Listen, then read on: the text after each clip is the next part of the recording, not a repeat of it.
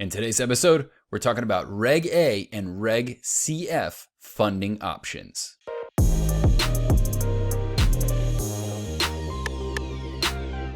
What's up, guys? Welcome back to Entrepreneur Hour Podcast and Entrepreneur Hour TV, where we create superhuman entrepreneurs. Talking about an interesting topic today, and one that I know a lot of my students and clients have experienced, trying to disrupt something of a dinosaur industry or a big industry, if you will. And as the little guy, you know, the David of that Goliath combination, or that duality, so to speak, they don't really know what to do, where to fit in, how to cause disruption, how to get traction. And so my guest today, Mr. Riggs Eckleberry, that's what he's done in big water. Really cool solution, and a lot of innovation and disruption has been caused by him in that industry. So that's what we're going to talk about here today. I want to go ahead and welcome him to the show. Riggs, man, how are you doing? It's a great pleasure, Chris. Thank you very much. Cool. And I told you before we started, I dig your, that's a digital backdrop you just did on Zoom, correct? Yeah, no, Zoom is cool for that. In fact, there's even video ones. So like I could transport us to Tahiti right now, but I won't. Oh man. Well, you know, depending on how this conversation goes, you might need a breather and go to Tahiti or something, right? No doubt. No, this is actually, we're in a clean tech campus that the city of Los Angeles maintains in the Arts District downtown. It's very hip. The Arts District has become, you know, all of a sudden instantly cool, as things do in LA. So here we are. Well, so I know you've had multiple exits. And so I know this isn't your first rodeo, right? I read over your bio, big tech, 90s to 2000s, kind of the rise of all technology, which must have been an awesome, amazing ride. So let's backtrack a little bit, because before we get into big water, which is the space you're in now, let's talk about what all brought you to entrepreneurship, and then what eventually led you to big water. I know that's a really, really, you know, tough thing to kind of compress into a quick elevator pitch, so to speak. But give us your I guess your best version of, in a nutshell, who you are and what you do and what led you to what you're doing now. Well, you know, I was raised as the son of I was basically a corporate brat, so we lived everywhere. And then I fell in love with the nonprofit space for about a decade. Coming out of that, I found myself in New York City, and I really fell in love with the idea of using technology, computing, to transform things. I saw the opportunity. I launched right then and there, a business back then all the businesses ran on these old Safeguard ledgers, and you pressed down hard, and oh gosh, it was like, woo. Anyway, so they were all transforming to, you know, the new, you know, accounts payable and so forth type software. And so my company, which in fact my successor still runs it to this day in New York, specialized in bringing these people over for their very first time.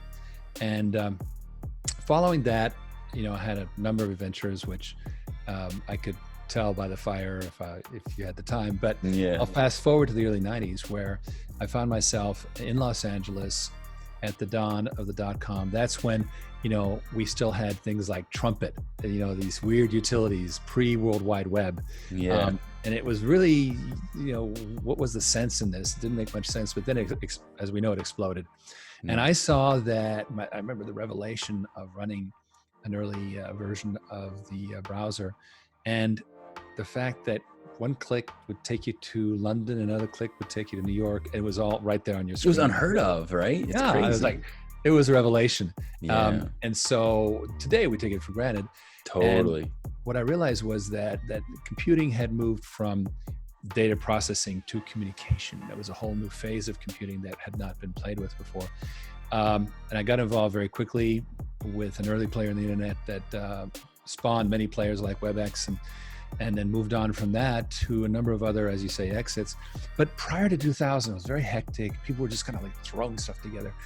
And I really felt that even though 2000 was a big crash, it was an opportunity after that to build real companies. And you're right, disruptive marketing is very interesting, and I can talk about that. But that became my specialty post 2000, was how to get traction for mostly software, but also online things like yellowpages.com, how to get traction as a disruptive play. Was there significant resistance? I know now we look back at it and we kind of romanticize that era, right? Of this tech boom and this advent of this new way to just bounce all over the world and see what's going on.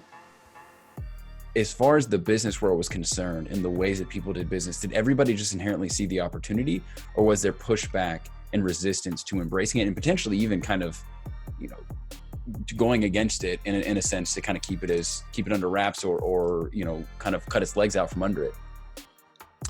Yeah, the internet really was one of those things that once it had a killer app, which was, as we know, the browser, it changed everything. Now, in tech, we learned the lesson, never market to the conservatives and skeptics, always to the enthusiasts. So you just disregard the people who just don't believe in it, right? Because they'll follow. And that is a great way to triage your marketing activity. It's like, just focus on the guys and gals who love this thing, and everybody else will follow in due course. That's interesting you say that, because I forget which Seth Godin book, but he talks about neophiliacs, and effectively it sounds like that's what you're talking about, the neophiliacs, right? The early adopters, the people who bought the Newton PDA. Now, okay. So what did the process look like then from going from those neophiliacs? Because he talks about minding the gap, right? And understanding that beyond the neophiliacs, you have to connect the bridge from those people, early adopters, to mainstream. So you've mentioned marketing a couple times. What did you guys do with that marketing application then to be able to effectively connect those two? Yeah, well, of course, the great book Inside the Tornado, prior to that, Crossing the Chasm, but Inside the Tornado really talks about, if you think of an armadillo, and the nose of the armadillo is this early adopter, I'll buy anything kind of crowd. And then immediately after that is what that book called the strategic buyers. These are people who will actually buy things before they're fully productized, that buy them as technologies. And then that sort of gets some revenues going and so forth, but it's kind of slow. And then there's this chasm that if you can cross that, you get into what they call the bowling alley, which is the base of all that. And the bowling alley is all these pins of vertical applications that get productized. So let's say you're talking about, the great example in that book was the document management process, and Documentum was trying to get traction, and they finally found it in the FDA drug approval process, 600,000 pages. And that was a pin in the bowling alley for document management. And then they spread out at the drug companies to other applications, and then other companies for other things. And pretty soon there was critical mass, and it explodes into this tornado.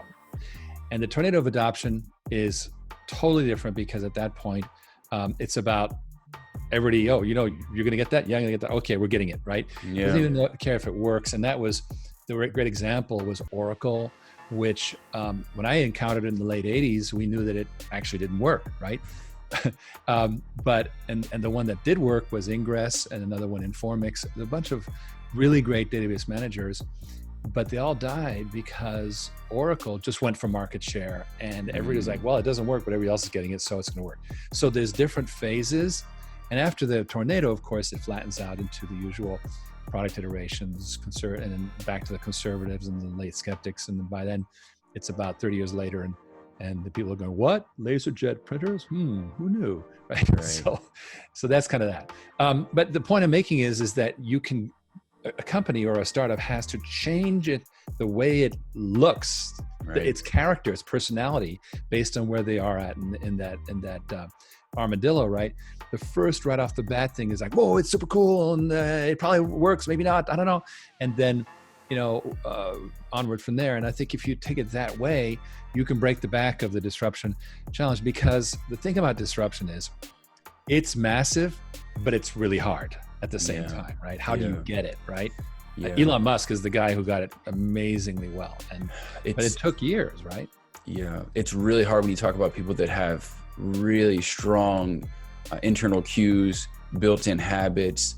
They will associate and identify and closely tie themselves to familiarity. And so when you're talking about disruption on a large scale, that absolutely 100% agree with what you're saying. Yeah, and this is true, of course. So as I say, I specialized in helping software companies. Typically, they would fund the entire development of the software product, and they're like, okay, now we got to market it. And of course, it wouldn't market automatically. If you build it, they will not come. You actually have to promote it, right? Yeah. So literally, I'd get these people like, Riggs, we have a software product, it's ready, and it's not doing anything. Like, well, it would help if you actually got it, listed somewhere. Yeah. Some basic things. So that was my job for a long time. And then in the mid 2000s, I got involved with a company called Cyber Defender, which was actually trying to get out of being a fairly shady pseudo malware player. Kind of back then you'd get these dialogues would come up, your computer is infected, act immediately. And that was these BS people. Well, they had actually were transforming themselves into a real company, and I helped them actually get onto the NASDAQ and so forth. Interesting. And in the process, I was like, okay, wait a minute. And this is the classic COO situation. I was the president and COO. I was like, I can do this better than the CEO. So famous last words. But I spoke to a fund that said, yeah, we think that you could be a good CEO based on our work together on projects. So that was when I had gone through these various adoption phases and experienced these liquidities and so forth, figured out how to get disruption and help things happen. Like in fact, I was an early advisor to WebEx, to Subra. But then I was thrown into a non-tech world, and that was a whole new thing. That's what I was going to ask you about when you were kind of walking through the mechanics, is if it applied to outside of tech or if you've seen it work in other spaces as well. So you kind of set me up for that question. Technology today is universal. In other words, everything is high tech. Let's take, for example, water, right? Yeah. Water is a huge industry. Water services globally is $1 trillion industry. Was $500 billion 10 years ago. It will probably be double that by 2030. But in fact, it's only 20% of the sewage in the world is treated. The remaining 80% is dumped. And so you could really literally say this should be a $5 trillion industry, right? So they are shot. It's kind of like this. Uber stole a bunch of business from the cab drivers. Sure. But they also created a bunch of new business that cab drivers should have owned, right? Yes. Like in the Philippines, they had those things, the jitneys, right? So various ways to get people around that were more casual, and the taxi industry had never figured it out. Yeah, they were stuck within their silo. Similarly, I believe that the water industry is stuck in its silo because they're very conservative, rightly so, because public health and all that. But at the same time, they've been suffering since 1960 from a lack of investment in the infrastructure space. I say 1960 because this is a graph that on originclear.com I show on my latest briefing that I do, which was all about this fact that the operation and maintenance, O&M expense, has been rising steadily since 1960 to the present. Which means that they weren't spending on infrastructure. And since really the big World War II expansion of infrastructure, we never repeated that trick.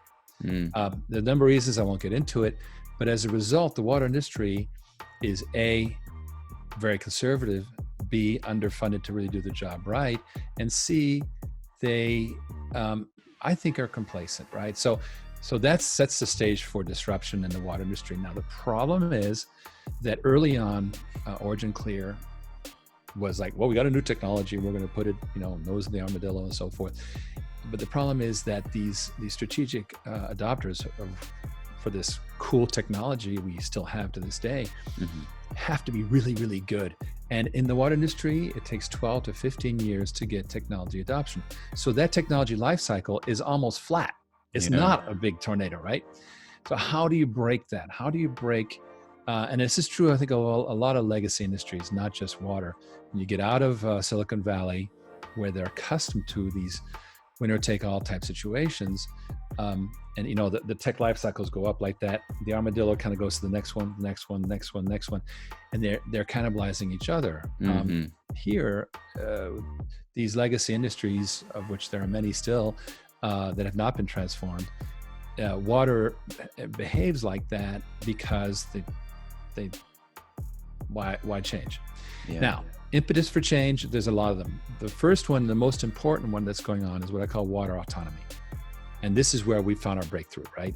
Because we just could not change it with the pure technology. But then we found out that, wait a minute, there's a structural thing happening in the water industry where, because of a failure to invest in infrastructure and a rise in just plain old maintenance, things are falling apart. And so water treatment is moving to the edge, right? And so industrial water users are finding themselves like, there's bunch of case studies on this, but for example, a brewery, the Lagunitas Brewery in California wanted to expand, and the municipality said nope, can't do it, and they were trucking water to some other county every day, 3,000 truck trips a year. My gosh, which is 10 a day is a lot of water. Yeah, and so they actually finally just put in their own system, and so putting in your own system then leads to a number of things. Like, wait a minute, you're a businessman. You have a different approach to water treatment than the municipality does. For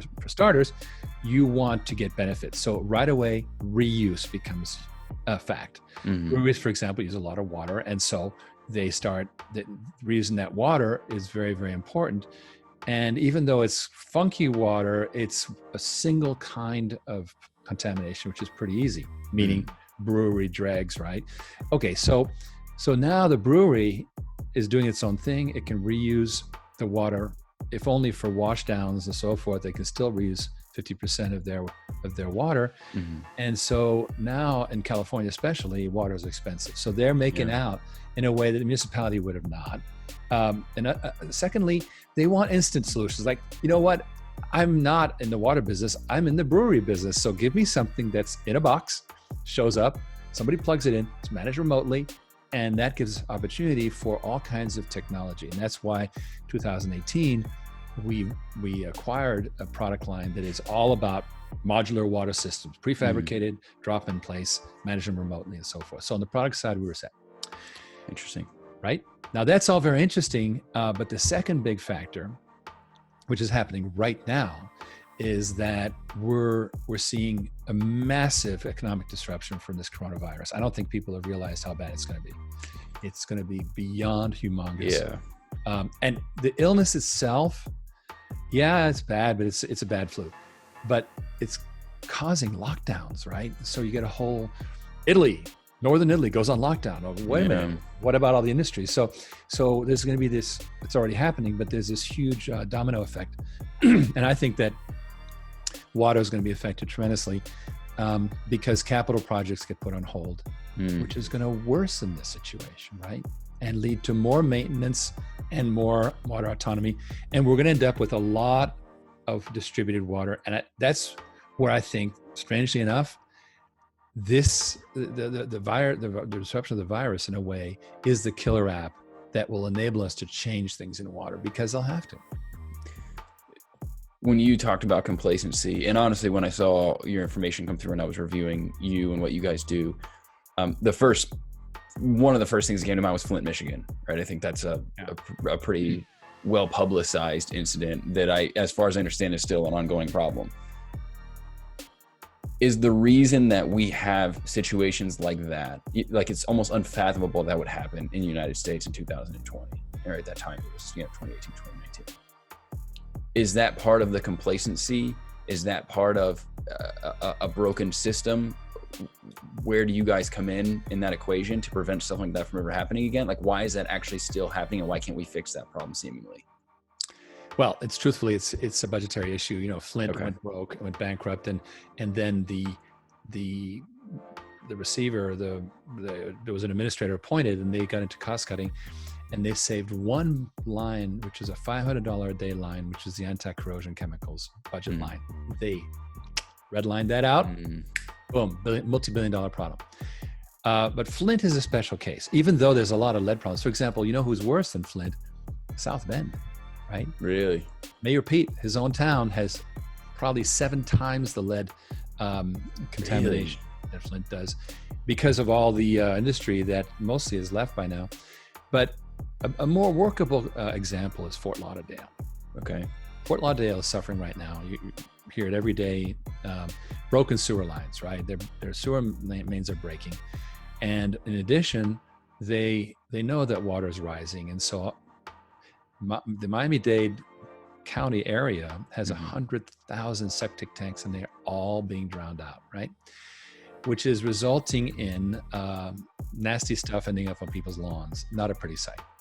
So sewer main breaks, septic tanks failing, and so forth. And the conventional solution to all that is to put billions in. Well, they don't have billions, right? As simple as that. And so they go, well, we got to do something about it. Like, they're not going to do it. Secondly, think about putting in sewage to 100,000 locations. Yeah, it's crazy. Yeah, it's going to take 20 years and tear up streets forever. Simpler solution is to make them autonomous, right? And so this is what it's going to come to. They're not going to like it because they love sewer, love just build the pipes and so forth.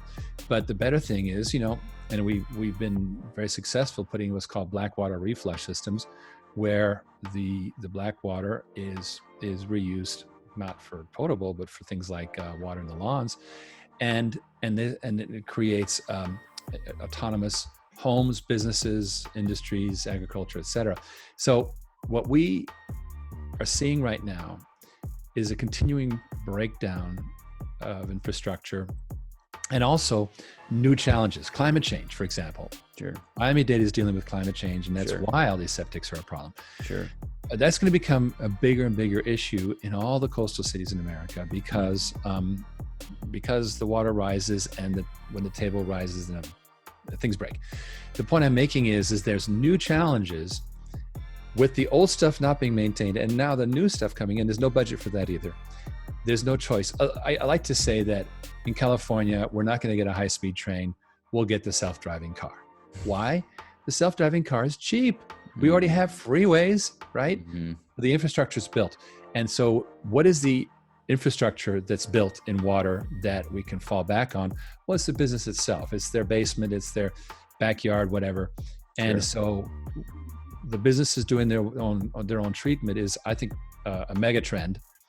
And we believe that we're on top of it, but it's bigger than we are, of course. Now, internationally, there's not even any infrastructure. Look at places like India, where tens of thousands of sewer workers die because they're in there manually digging out sewers. It's horrendous. Yeah. Complete lack of infrastructure. So there you go straight. Oh, it's just like, how places like Africa went straight to mobile. They didn't even have landlines. Yeah. We're going to get autonomous water treatment day one in places like India when they finally get piped in. So it's a fascinating time.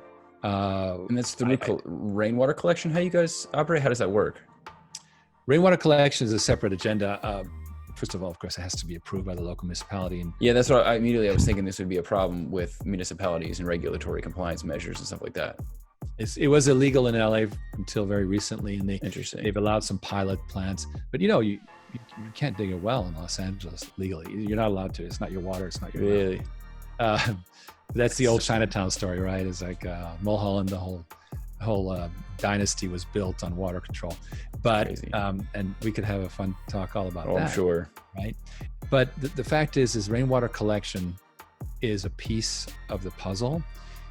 Let's assume that water is coming in. It comes in obviously through the mountains, through rainwater harvesting, collection, desalination is a factor. Sure. But the real question is, what do you do with it? Right? Are you recycling it? Now, the problem with 80% of the water treatment plants in this country account for only 10% of the water treatment. In other words, a few humongous central plants do all the processing. And guess what? Once you send your water to them, like here in LA, we got the one down by the ocean, El Segundo. Once it gets down there and gets treated, it's only going one place. It's the ocean. It's not going back to Beverly Hills, right? So there's no round trip for the water. The only chance to do recycling is at the point of use, right? So that is another thing that says, hey, the easiest and cheapest way to get more water utilization is to already exists, right? And you can only do that if you treat your own water. That's that's the logic. Interesting. I understand. Okay. I mentioned early on before we got started, and I want to finish this conversation about what you guys are doing and how people can learn about taking advantage of this, because it sounds like it's a way for people to kind of get out ahead and stay ahead of the curve. And we talked about neophiliacs, right? So probably a good opportunity for them to jump on board with something like that. For someone that is hearing you talk about what you guys have done and how you've done that, what are some of the biggest challenges they can expect trying to penetrate and get some traction in one of those legacy industries? That's, I'm glad you bring that up, because it's been really hard for us. Fortunately, we've been a public company for a long time, and we managed to stay financed throughout these learning experiences, but we're almost 13 years old now. And many people can't stay alive that long. So, and my experience in the 80s was like that. I was a pioneer, and my successor made a lot of money from the company You guys were self-funded for 13 years? Sorry to jump in on that. Yeah, we've been internally funded for, absolutely. Well, that's impressive. That's amazing. Almost unheard of. Well, we have amazing investors, and the most supportive people in the world. We take good care of them. We make sure that they are okay. Because, the old style thing of cramming your angel investors, that's kind of inhumane, right? Mm. Come on. So what we do is we make sure that they don't get destroyed by the later crams and so forth. We've been, and they return the favor. They reinvest, and they really, really believe. And that is, I think how do you fund your company? That's a big deal, right? Okay. It's getting easier now because, we work with a very strong agency called AGM. And these guys, for example, they market Dr. Berg, the keto. Yeah, I love Dr. Berg. Well, they are the guys who get him out there. The point I'm making is that Manuel Suarez at AGM is very savvy about getting instant traction online. And I believe that today, and we finally got around to doing this, and it's brilliant. It's working fantastically. I believe that entrepreneurs today should take the most easily marketable part of their business idea and just get some traction with a Facebook funnel and just get going, right? Use ClickFunnels or whatever it is, and just get some. I love to hear it, man. Some traction, right? Just the small stuff. Camel's nose under the tent, because the big idea, unless you mortgage your whole life for 13 years, as we have done, is it's not appropriate. Now, back then we didn't have these tools. Today, I love keto, so of course I get a million things on Facebook, and of course I always buy them. I'm the guy who always buys the expensive cookies, and right there with you, right? And so that again, those are the neophiliacs. You can access them through unbelievable targeting in Facebook. When I look at somebody's identity in Facebook, I go, wow, I know everything about this person. It's unbelievable. Scary. It is scary. No? They know. I don't remember who it was or a report I was reading or something, but it was talking about how Facebook knows more about you than the CIA. Like that's unbelievable. Some say they're a CIA construct, but some do. Yeah, Google's an extension of the government. Yeah, right. I've heard those. Yeah, I've heard those rumors. Well, I'm glad you say that, and I didn't expect that this would come up. But man, I've played. My first business I built was offline, brick and mortar. Now I'm involved as an entrepreneur in residence for an accelerated program, so it's tech enabled builds, and obviously I have my online brand. And one of the things that I really have noted, and I'm like, how has this not happened yet, is literally what you just said. We have to find some point of singularity between the amazing, incredible marketing tools that online business owners utilize and the disruption that tech is working on. Because it's like, I'll go explain, I'll teach them something at one of our cohorts or whatever, one of our sessions. I'll go teach them something about Facebook, something extremely basic, Riggs, like not anything that's gonna blow your mind. And to them, it's like, they've never heard of this stuff. They don't know what a ClickFunnels is. They don't know who Russell Brunson is. They don't they have no, I don't even think they realize to this point, they think I just play on the internet and talk to people on this podcast. Like, they have no idea how I actually monetize my online brand. And man, there's a lot of magic that can happen. And then on the flip side too, and kind of getting to the point here, a lot of the online business owners don't necessarily have the same business acumen or professionalism, if you will, that the people in the tech space operate with, right? And so it's like, man, there's got to be a point where we kind of meet each other in the middle with that. So I'm really glad you bring that point up. I think it's a really valid one. Well, I think the best thing to do is, if you don't know, don't try and learn. Just find somebody who does it. Just get a buddy, make him a co-founder, bring him in, or her, obviously, because tech, thank God, is gender blind, and just tap into what somebody knows. And just get some traction, because once you have the traction, then at least you're paying some bills and you can move exactly into something more interesting. Well, it's that adage too of, a chicken and an egg, right? You pitch investors, and I mean, unless you're going to go to the coast, which fortunately for you are, early funding here in Austin is just, it's not prevalent, right? It's just not. You have to show some form of traction or some kind of revenue channels before anybody's going to even consider giving you investment dollars. Not always the case, obviously, but for the most part. I agree. I'm a bootstrapper. Like, I personally agree with that, because here's the deal. It's not even a matter of finding somebody that would fund you. It's, do you know what you're going to do with that money once you receive it, if you haven't built something to know what that looks like yet?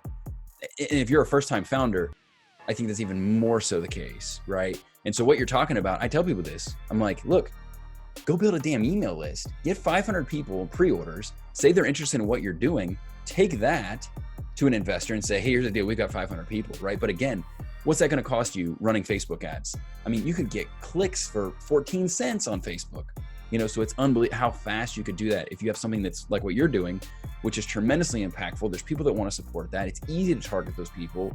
I mean, I apologize for my diatribe here, but it's just, it's so much easier than what a lot of people make it to be. And I don't want to oversimplify things, because building a business is certainly not easy, but getting people interested and utilizing tools like Facebook marketing, it's never been easier than it is right now, for sure. Now it's getting more expensive, but it's still within reason. True. And the other big factor that I think has changed, I've been a PR, I was trained early on in the nonprofit space in PR. The big transformation in PR has been a move towards the dynamic personality. So Elon Musk is Tesla, right? Yes. And so all he does is promote himself. Yes. Donald Trump is a perfect example of personality PR, right? Yes. Proves my point. What you're doing there, Chris, is that you are building a posse around your visibility and so forth. And so we have consciously. You get me. Somebody gets me. So knows what I'm doing with this craziness. But not only that, this is why, because it's driven by Google. Google is about, Google will give strength to personalities and to authority, but authority, reputation, right? And so the more they can focus attention on personality, they reinforce it. Of course, Facebook does amazingly, and LinkedIn too. So here's what we're doing, for example. What we realized was just being a faceless water company is not great. And so what AGM is doing for me is really, for a long time now, I've been doing a weekly investor briefing, and they biggied it up. Like, okay, you know what? Keep your confidential, insider briefing every Thursday afternoon at 5 on the phone. But first Thursday of every month, let's do full webinar, smart board, the whole thing. Let's go smart and market the heck out of it.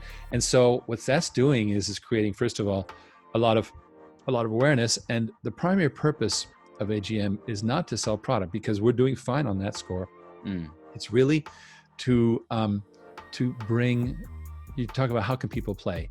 Well, you're probably not in the industrial water treatment business, and I don't expect you to be if you're listening to this podcast, but maybe you have, some crazy money. Now, one of the things I despise about raising money as a public company is that it has been very hard.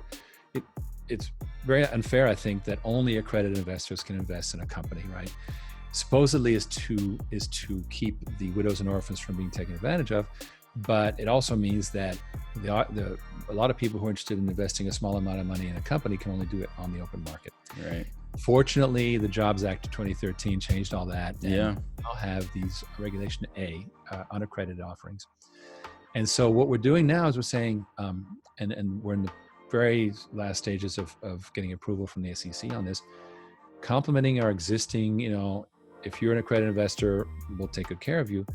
But now we have an online process that's coming up where you'll be able to invest a small amount of money, $500 minimum, and have a good, reliable piece of the water industry that is, it's not about stock. It's about a dividend kind of product. And I think that's where people can go, hey, I'm helping out, and I'm going to make 10% on my money. That's good too, and maybe some upside. So that's kind of, I think, where that's going, is that you're not going to be building. You're not one of the few people that has that water autonomy problem yet. the home is most locations. You can reliably, flush the toilet and the stuff goes away. But for now, then, really, Origin Clear is mostly marketing to businesses and water expertise. Smart.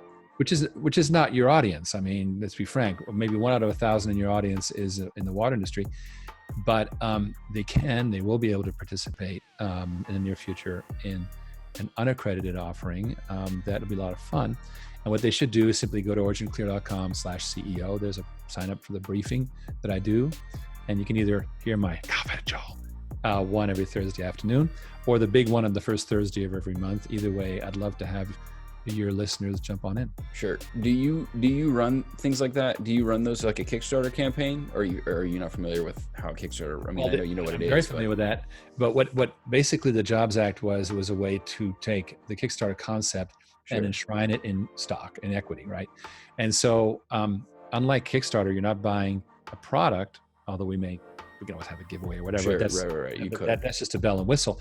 What this is about is getting a piece of the rock, getting a piece of Origin Clear, and so it's entirely marketed online. There's no guys on the phone, selling stock. That's gone, right? It's a Kickstarter model with the Kickstarter funnel and the whole thing, and it's going to be a lot of fun. We're about, as I say, we're well along in the process of getting approval from the SEC on that.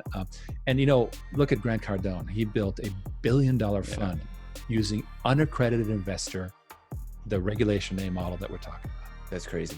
And now so to your point previously though, I think one of the biggest things that benefited him is his reach with his personal brand. I don't think he does it without that. He gets that part. Unbelievable. He so gets it. And I admire him tremendously. And what he has done, look, it's not just Grant Cardone, it's 10X. Those are the two parts, right? Right. Like there's Grant, I'm Grant, but if it was just Grant, vanity Grant, who cares? But it's like, no, the concept of 10X, and then people get it. Oh, I'm going to be able to 10X whatever, 10X your life, 10X have 10 wives, whatever it is. But the point is, that's the mantra, the paradigm, shall we say, right? Yeah. So in our case, the paradigm is water autonomy. That we believe that there's a wave that the big water companies, they can't look at a $200,000 water system. It's like way below their radar. That is going to be the new thing. It's going to be the next great water company, which I think is going to be Origin Clear, is going to be built on a lot of small, long tail type installations by businesses themselves. Fascinating time coming up, and it's going to be reinforced. And Chris, this is something very important for you to remember who want to be entrepreneurs. We're entering a phase of business isolationism. Because of coronavirus, we're never again going to rely on, hey, China's going to make all our antibiotics or whatever, right? That's a fool's thing. Yeah. We're going to more and more be doing things at home, more and more automation to make it affordable to do things in America. Yeah. And I think that's exciting, making things here under our control. Vastly more efficient. Brand new world. Yeah. Yeah. Interesting. What I meant by you running it like a Kickstarter, I meant in terms of how so one of the things that I see a lot of the tech founders want to do is, well, we can't get investors, so let's just go to a Kickstarter, right? Like we're going to show them kind of thing. I don't think they understand the amount of work. Fundraising is a full-time job. Running a Kickstarter is a full-time job. I mean, it takes a lot of effort and energy to make that work. So what I was getting at, and I didn't phrase it appropriately, was running a Reg A. Is it similar in terms of the mechanics of how you actually run a Kickstarter? In terms of getting people committed, signed up, interested, so on and so forth? What does that marketing outreach kind of look like in terms of all that? It's 100% the same. The biggest problem with Kickstarter is people not showing up, right? I mean, the number of Kickstarters that you don't see, obviously, because they didn't get funded, is very high. And so all the talent here is how do you rise above the clutter and get visibility, create that nurture dialogue with the people who show interest. Because a bunch of people go to your site and using the Kickstarter analogy or the Regulation A analogy, but either way, they'll act, they'll do whatever. But then another 9 out of the 10 will do nothing, right? But you might get their identity, right? Or you can scrape it or various ways. Right. Well, now it's where you have to own these people and dialogue with them and keep going. And I think that is the winners are the people who maintain a continuing dialogue, and you can't just do it in email these days because Right? So then you got to, get them in Facebook groups. You got to get them in these, like the Zooms that we do, and what you do exactly, and just more and more ways to engage in an interesting way. And it's funny because on the one hand, YouTube, you don't want to have a YouTube that's longer than a minute and a half, but then there's these long form pieces like what you're doing here that work really well too, right? People listen to them, et cetera. So there's all kinds of ways to do it. And you've got to know all these different the communication products, use them, engage your audience, stay hooked up with them. And then you got to shepherd them to eventually do what they weren't quite ready to do the first time. When's the appropriate time to consider? Obviously, there's all these various alternative routes of funding now, which is fantastic. I think it's only for the better, right? Specifically talking about Reg A, when is the appropriate time? How do you know it's the right format to or modality to pursue? Is it revenue milestone? Is it industry specific? When do you know that that's a good fit for you specifically in your business to pursue? Well, the good news is there's a junior version of Reg A called Reg CF. Okay. Reg CF is a maximum of $1 million, and the approval is trivial. SEC will approve it in 2 weeks. It's no big deal. Interesting. And it's basically, it's a trial marketing thing. A lot of people go Reg CF to Reg A, right? Reg A doesn't take a long time. A sister company of ours did it in 52 days, SEC approval. But there's legal costs. You can't get it done for much less than about $50,000 legal. Oh, wow. And that's with Reg A, you mean? Right. So Reg CF is the easy prepackaged one. Uh-huh. The other thing is there's some good portals out there. My friend Rod Turner runs Manhattan Street Capital, very effective. Your Start Engine, Howard Marks at Start Engine does a wonderful job. So there's portals out there, but of course there, you kind of have to close them on it. They'll do it, but you kind of, because they have a good following, they can market your offering, but it better make sense. So are they gatekeepers? Sorry to interrupt you. Are they like gatekeepers in this equation then? Well, you can always self-market your Reg CF or Reg A. Okay. Right? You can do your own self-portaling. Sure. We are working with there's entities out there. And by the way, anybody who's interested in, they can always email me at ceo@originclear.com. I'm happy to answer, like give names or whatever. Yeah, for sure. But for example, we have a self thing, and you have to have fulfillment. You have to have a basic portal. We got all that done. But that's because the downside of these portals is that now they own all the names that you brought in. So it's kind of a big pot. You benefit from the names they have, but you're also giving, and you got to be willing to do that. So we were less excited about that in the end. And but your startup entrepreneur, if he can convince Howard Marks or Rod Turner to and they'll charge him, but they got to be like, well, it's we've got to be willing to charge you, and they don't want failures, right? So it's got to be something pretty strong. I would say that the Reg CF, if I was starting a business, I would not do it right away. I would do what you're talking about, which is some of the get traction with funnels and so forth, right. Get some revenue, and because that proves the concept, and then you can go, okay, this is strong. And you go to Start Engine, you go to Manhattan Street Capital, any of the other guys out there, and you say, this is my idea. They'll say, well, it's going to cost you X, Y, Z. Okay, fine. That's going to be $20,000 right up front. I can find, my rancher neighbor next door who blah, blah, blah, right? So there's ways to piece it together. And now you're on a portal with a big database of investors. Makes sense. You have a shot. What are they called? You said it was Manhattan Street Capital, and what was the other one you mentioned? Start Engine. What are those actually called? I know that's not like they are VC firms, or what are they called? Right, they're called they're platforms. So these are generally crowdfunding platforms. Okay, crowdfunding platforms. Okay, right. And when during the brief crypto craziness, Start Engine was playing in the crypto space as well. But since then, they've gone back to their core business, which is, startups that need to have that basic funding. And what's cool about it is you can do it with a private company, and at the end of the process, you're public. It's a great way to be public. Very interesting. Very interesting. Now, in terms of what you need to have on your own team, should you have a barrier in place or somebody that kind of protect you legally? Like, is this something you want to enter into and make sure that you have an attorney? I'm talking if you're really early and you're still trying to make things work and you don't maybe have somebody on retainer yet. Would it be wise to make sure that you don't enter into an agreement? This is probably the truth for any agreement, honestly, Riggs, but just for, being thorough here. Is that something you'd want to do to make sure you have a team of people that kind of help you advise through that process of going that route? You should have counsel. Now you can get counsel. It's about scope, right? So the CF is very, very packaged. And so there are, specialists out there. They're in Google, or you can talk to one of the portal people. They have people that they know that sort of on the legal side. But it's important to get good quality representation, but just keep the scope down. I don't believe in getting cheap lawyers, right? Yeah. Get good lawyers, but just keep the scope down, as opposed to, and sure. There's some good, for example, Josh Lawler at Zuber Law, great lawyer.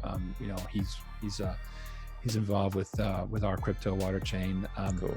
And there's people like that out there who are just really great people. And again, I'd be happy to help. But the main thing is just to network around, find somebody who's got a good rep, who's got people are talking about. It's very much of a buzz type world, right? And so, but again, it's not the first step. By the time you get to a Jobs Act kind of funding cycle, whether it's CF or A, or the regulation D, 506C, blah, blah, blah, which is much more sophisticated. You should have a basic thing going on, right? Mm-hmm. Like the Bonobo story. You're selling some slacks. You're at least doing that, right? Even if it's only to your buddies, you're selling slacks. Yeah, we explored Reg D. I'm somewhat familiar with that. Yeah. So that's interesting. Cool. All right. So let's wrap things up here, but let's talk about what people can do to go support what you guys are doing. And is this something that they can, let's say they do run a business and they want to look at an autonomous system of their own. Is that something they can actively do now? I assume that it is. And then also if they want to be involved on the funding side of things, where can they go to learn more about that as well? Yeah, well, we have, we like to say it here at Origin Clear, we have a front of the house and the back of the house. The front of the house really is strategic. It's what I do. And also the funding group, because now it's kind of corny to just raise money to pay your bills. We actually these days raise money to do mergers and acquisitions. That's our new model. So get involved with us on that side, and there's great investment vehicles. Accredited gets one type, unaccredited will soon get another. The other way is, as you say, if you want to be a customer of ours, a good friend of mine was invested in a trailer park in Alabama, could not sell it because trailer parks have lagoons. That's how they throw all their, it's terrible. They throw all of their refuse in the lagoon. It's just sits there. Well, finally it became a problem, and the local state environmental department said no. And we came up with an elegant thing where you just drop a buoy in the middle of the lagoon, and over the 2-3 months, it kind of cleans itself up. So we have lots of good solutions, and that's over on the product side. People can go to originclear.com, make an inquiry. Hey, I would like your black water treatment system or whatever. Black water is a polite word for what. So black water treatment, whatever, we'll be happy to help. And as I say, that was a $50,000 solution. So it can get quite cheap and solve problems that are really major for people. So water autonomy is for everybody. And we'd love to help, of course, if you have a business problem. And then go to originclear.com for both front and back of house type requests? Correct. Now, go to /CEO. There's a CEO button at the top, and that is to sign up on my weekly briefings, and then you'll get a bunch of nurtures and, chances to invest. But the great part is for about half an hour, 40 minutes, I talk the way we're talking, and I discuss what's happening with the company and trends and what's up with coronavirus and as it relates to water, right? Sure. And I'd love to have more good people, and I welcome your tribe. Awesome, man. Dude, you're way ahead of the curve. I got to give you mad kudos on this, man. I really appreciate it. Awesome, dude. Well, hey, thanks so much for taking time to join us. I'm sure my audience was extremely pleased with what they had to hear, and I'll include all of those links below, guys. You can connect with Riggs or learn more about what Origin Clear is doing. Riggs, thanks so much, my friend. A great pleasure, Chris. All right, guys, thanks for checking this episode out. For all links, look below. I included some resources for you regarding Regulation A and Regulation CF. Don't forget to like, subscribe, and hit the bell for notifications, and I'll see you guys in the next one.